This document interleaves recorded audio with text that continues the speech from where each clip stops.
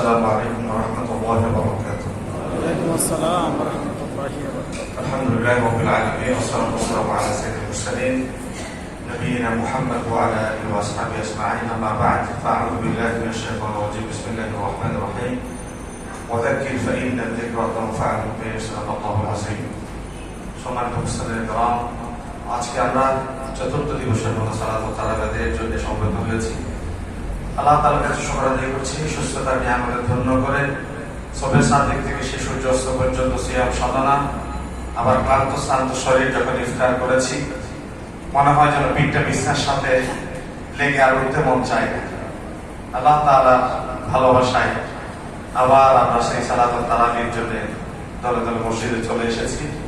এটা কেবল নিতান্তই আল্লাহ তাআলার অপার করুণা এবং মেহেরবানি, আল্লাহর প্রতি ভালোবাসা ছাড়া আর কিছুই নয়। আল্লাহ তাআলা যে আমাদের প্রতি দয়া করেছেন, আমাদের অন্তরকে তার ভালোবাসায় বেগুন করে দিয়েছেন, আমরা আল্লাহ শেখানো ভাষায় বলি আলহামদুলিল্লাহ। তাকওয়া শব্দের অর্থ আমরা সচরাচর জানি পরহেজগারিতা, খোদাবিধি, খোদাবিরতা, কিন্তু ইদানিংকাল স্কলাররা তাকওয়া শব্দের আধুনিক অর্থ করেছেন আল্লাহ সচেতনতা। তাকওয়া শব্দের আধুনিক অর্থ হচ্ছে আল্লাহ সচেতনতা। অধিকাংশ মানুষ যাদের কাছে যখন আমরা প্রশ্ন করি আপনি কেন নামাজ পড়েন, বলা হয় যে নামাজ বেহেশতের চাবি, নামাজ আদায় করলে জাহান্নাম থেকে নিষ্কৃতি পাওয়া যায়। আরেকজনকে জিজ্ঞাসা করলাম ভাই আপনি কেন যাকাত দেন, তিনি বলেন ভাই যাকাত না দিলে ওই যে সম্পদগুলা সাপ হয়ে দংশন করবে, আমাদের গলায় বেড়ে দিয়ে আমাদেরকে ঠোকর দিবে। আর কাউকে জিজ্ঞাসা করলাম ভাই আপনি কেন নিজেকে কন্ট্রোল করেন, পর্দা বসিয়ে মেনে চলেন, বলে যে ওই জাহান্নামের বিশাল একটা রক্তের সাগরে আমাদেরকে নিক্ষেপ করবে, আবার উঠানো হবে, উপর করে জাহান্নামের সেই পচা পুষ দুর্গন্ধময় পানি আমাদেরকে পান করানো হবে। এই জন্যই আমরা নামাজ আদায় করি, রোজা রাখি, হজ করে যাকাত দিই।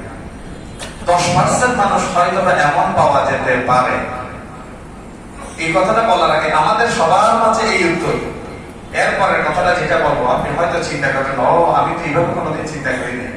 10% মানুষ হয়তো এমন পাওয়া যেতে পারে ভাই আপনি 20 টাকা এত কষ্ট করে সালাত ও তারাবি কেন আদায় করছেন, বলে যে আমি আল্লাহর ভালোবাসায়, যে আল্লাহ আমাকে কথা বলার যোগ্যতা দিলেন, যে আল্লাহ আমাকে হাত উঁচু করা, যে আল্লাহ আমাকে শারীরিক সুস্থতা দিয়ে আমাদের ধন্য করলেন, সে আল্লাহকে ভালোবেসে আল্লাহর নিয়ামতের শুকর আদায় করার জন্য আমি আল্লাহর মসজিদে এসে হাজির হয়েছি। এবং 20 টাকার কেন 20,000 টাকা যদি আমার আল্লাহ বলেন আল্লাহর ভালোবাসায় আমি আদায় করার জন্য প্রস্তুত। আলহামদুলিল্লাহ বলেন। এই জবাবটা আপনি 10% মানুষের কাছেও পাবেন না। 90% মানুষ জবাব দিবে কি জাহান্নাম থেকে বাঁচার জন্য। আল্লাহর সাথে কি আমাদের সম্পর্ক সবসময় ভয়ের? বলেন আল্লাহর সাথে কি আমাদের সম্পর্ক শুধু ভয়ের? না, আল্লাহর সাথে আমাদের ভয়ের সম্পর্ক নয়।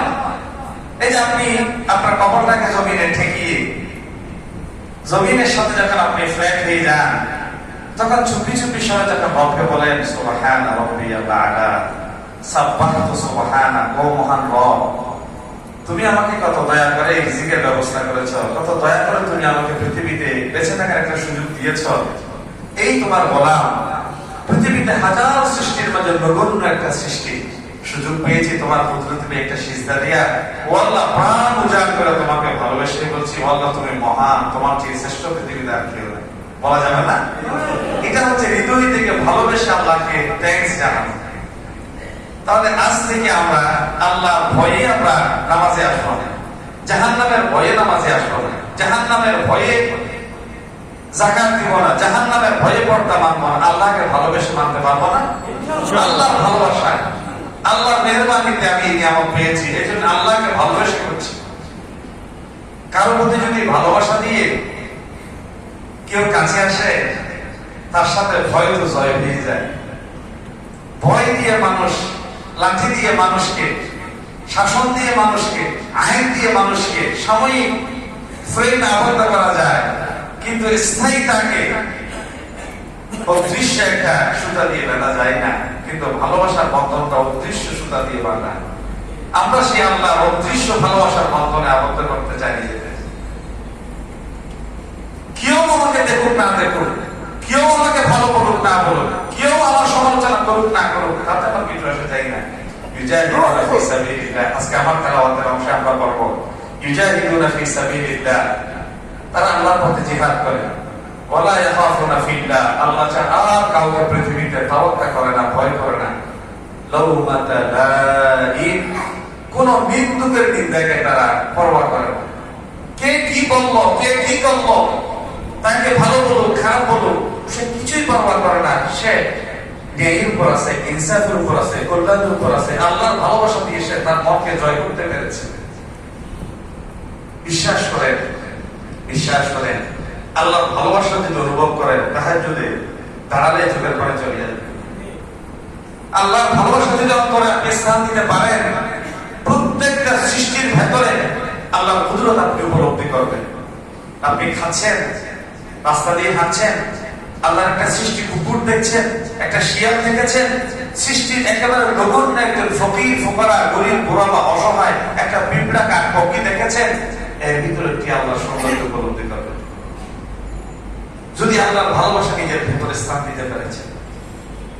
এই জন্য মানুষ সেই তো শ্রেষ্ঠ মানুষ, খায়রুন নাস মান ইয়ানফাউন নাস, যে আল্লাহর ভালোবাসা অন্তরে স্থান দিয়ে সে বলবে, আল্লাহ তুমি আমাকে দয়া করে তার চেয়ে বেটার পজিশনে রেখেছো, এই জন্য আমি তার প্রতি দয়া করে আমার অবস্থান থেকে তার কিছু দেওয়ার চেষ্টা করছি। রাসূলুল্লাহ বলেছেন, আল্লাহু ফি আউনিল আবদ মা কানা আল আবদু ফি আউনি আখি, আমি যদি আমার ভাইয়ের দিকে দিতে থাকি, উপরওয়ালা বলে আমি তার দিকে দিতে থাকি। সুবহানাল্লাহ বলেন না? সে যদি তার ভাইয়ের দিকে দেয়, আমি আল্লাহ তার দিকে দিই। পকেটে যদি থাকে, আর আপনার বেতন না পেলেও কষ্ট হয় না। পকেটে যদি থাকে, আপনি কারো কাছে চাইতে মন চায় না, আপনার পকেটে একবার খালি করেন, আপনি নামাজে দাঁড়াই যাবেন। পায়ের একটা স্যান্ডেলের দুটো ফিতার একটা ফিতা যদি ছিঁড়ে যায়, নবী করিম সাল্লাল্লাহু আলাইহি ওয়াসাল্লাম বলেছেন, বান্দা তুমি নামাজে দাঁড়িয়ে রবকে বলো, তুমি নামাজে দাঁড়িয়ে রবকে বলো। একজন সাহাবী আসছেন, পেট ব্যথা করছে, ইয়া রাসূলুল্লাহ প্রচন্ড পেট ব্যথা সহ্য করতে পারছি না। বলে যে তুমি নামাজে দাঁড়িয়ে তোমার রবকে বলো, কারণ রাতের অন্ধকার, অমাবস্যার অন্ধকার, মাছের পেটের অন্ধকার, রাতের অন্ধকার, অমাবস্যার অন্ধকার, মাছের পেটের অন্ধকার, সমুদ্রের তলদেশের অন্ধকার। কয় অন্ধকার? চারটা অন্ধকার। কোরআনুল কারীমে বলা হয়েছে, যুলুমাতুম বা'দুহা ফাওকা বা'দ, ঘোর অন্ধকার অমানিসার ভেতরে ইউনূস আলাইহিস সালাম মাছের পেটে। কেউ কোনো সহযোগিতা করার সুযোগ নাই। ইউনূস আলাইহিস সালাম এই চার অন্ধকারের ভেতর থেকে ছোট ছোট করে তিনি বললেন, লা ইলাহা ইল্লা আনতা সুবহানাকা ইন্নী কুনতু মিনাল যালিমিন। বলেছেন ইউনূস আলাইহিস সালাম। এটাকে আমরা দোয়া ইউনূস বলি না? এটা না দোয়া ইউনূস। বিপদে পড়লে এই দোয়া আল্লাহ উদ্ধার করবে। এখন বলে যে বিপদে পড়লে দোয়া ইউনূস করবো, বসে আছে ইউনূস, এখন যে ইউনূস দিয়ে দোয়া চাইবে সেই ইউনূসের কাছে তো আমি বলবো। এখন দোয়া ইউনূস তো বলা যায় না।